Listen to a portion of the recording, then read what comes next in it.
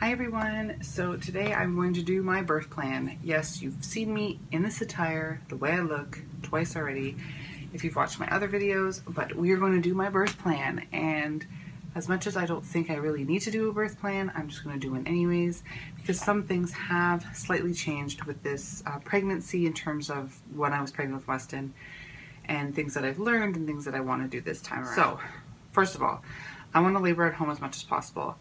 When I was pregnant when I had my labor and delivery with Weston, I was brought in to be induced, and I wasn't induced because they just stretched me and it kicked me into labor, and I had to stay because if you watch that one, you know that his heart rate went down when I was stretched, and then all this stuff, and they were worried that he had to go into emergency C-section, so I couldn't go home.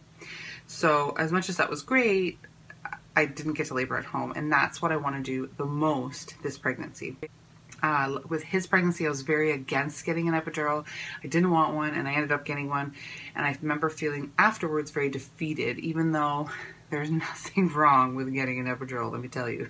There's nothing wrong with it. But I remember feeling I put so much pressure on myself to get one, not to get one, that when I got one, I was disappointed in myself. When thinking back on it, I wasn't, like I don't feel like that, but I remember at the time I was. So this time around, if I want one, I'm going to get one. If I can do it without it, I'm going to do it without it. I know it's not common in the US, but I have been watching a lot of BBC Baby Born Every Minute or whatever that thing is. And they do a lot of nitrous oxide, gas and air. They talk about gas and air, gas and air. So I'm going to ask my hospital if they do it. I think that they do offer it, but only if you ask for it. So I'm going to see if they offer that to be the first kind of pain relief. I know there's probably going to be people that are going to talk about like risks and stuff. So I'm going to ask my midwife everything about that. I mean, if you feel that you've done it and it worked, or you didn't do it, or you're from a different country and they do have that and it worked, please tell me, because I want to know if that stuff kind of works. Of course, my hospital is very big on skin and breastfeeding, so that will happen immediately. The one thing that I didn't have with Weston was he was taken from me, obviously, when I had to go to my postpartum, because we delayed the weighing and all the basic things that they do. Some people just want their baby taken from them, weighed, measured, all that lovely stuff, given the shots, everything, and then given back to them all wrapped up and cleaned.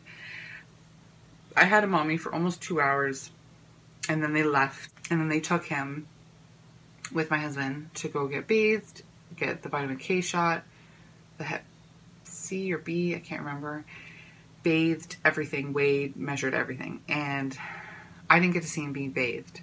I mean, really, he's just wiped down and stuff, but I didn't get to see any of that, and I remember being kind of sad about it. So I actually have just seen people talk about delaying the bath.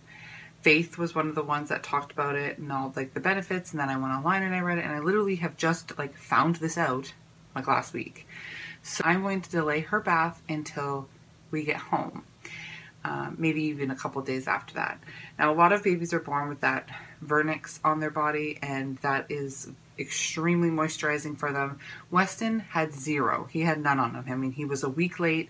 It was completely gone, and I'm pretty sure that even if it's not gone, it's still good to kind of wait to bathe them. So that's what we're going to do. Just want to keep her in my room, and then when she has to get weighed and all that stuff, she can go and get that all done with my husband while I go into mine. But I just want to do the bathing thing. I didn't get to do it with Weston, not because I didn't want to, but I just didn't really think about that. Another big thing that I want to make sure that happens is that they delay the cord clamping. I did talk to my midwife last time, and she said that it's not a problem. We usually delay it for, 1 to 2 minutes. And I said, well, no, I want you to delay it until it stops pulsing. And she's like, well, you do realize that some don't stop pulsing for 30 minutes. And she's like, so if your delivery of your placenta is within 10 minutes or less or whatever, she goes, you're just going to have your placenta sitting in like a bowl. And I was like, that's fine.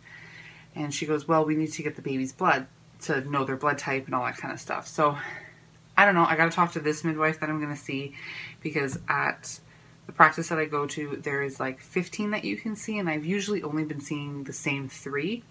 So I got to talk to this one and see what she says about it, and then go from there. I still want to do it, but I know with Weston, he had to get his blood sugar taken because he was 9 pounds. So he had to get it taken, and they had to prick him and get his blood. So I was like, unless you have to actually get into a vein, I didn't see a problem with them doing it to her, because they had to prick his, I think it was his heel or something like that. So of course, the last things are just like, I want dim lighting, I want to have my own music, and I just want to enjoy the last birth with my husband. I just want to be able to enjoy that.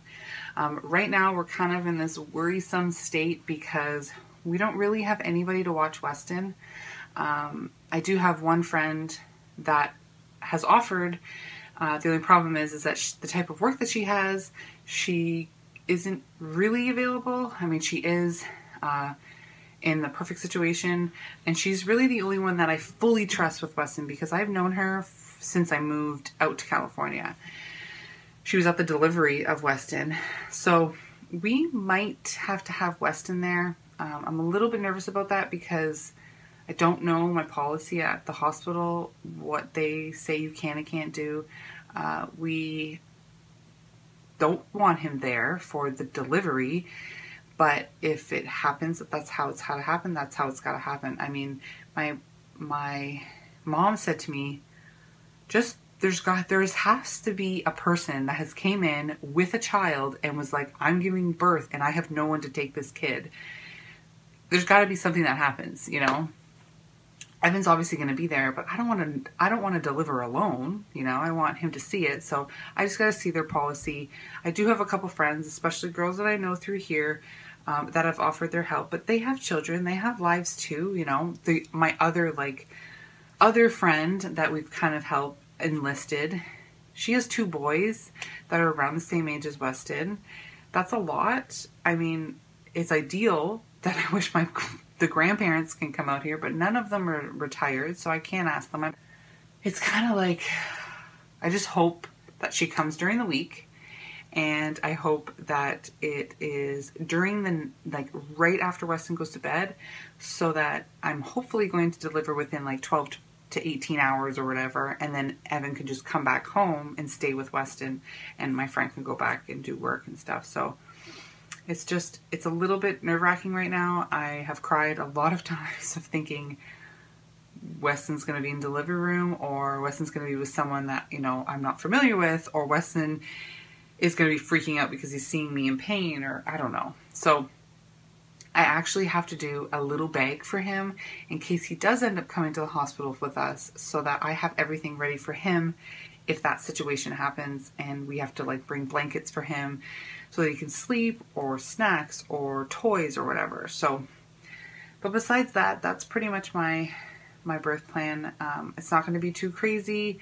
I want to enjoy the last one with my husband. I want to enjoy it. I want to be able to just have essentially the same labor and delivery that I had last time. Of course, I don't want some of the issues that happened once I got the epidural, if I do get it this time, because when I got it with Weston, I actually had a point where it stopped working on one of my hips in literally a spot this big, and it was essentially all the pain located in one spot, and I refused to push, I refused to do anything until the pain went away. So I'm going to try to do it without the epidural, but if it doesn't happen, that's a-okay. Honestly, it's just, you know what? It's what you want. So that's all that matters. So I'm not that crazy about it this time. I just want it to be smooth and relaxing as best as it possibly can. So thank you guys for watching, and I will talk to you soon. Bye.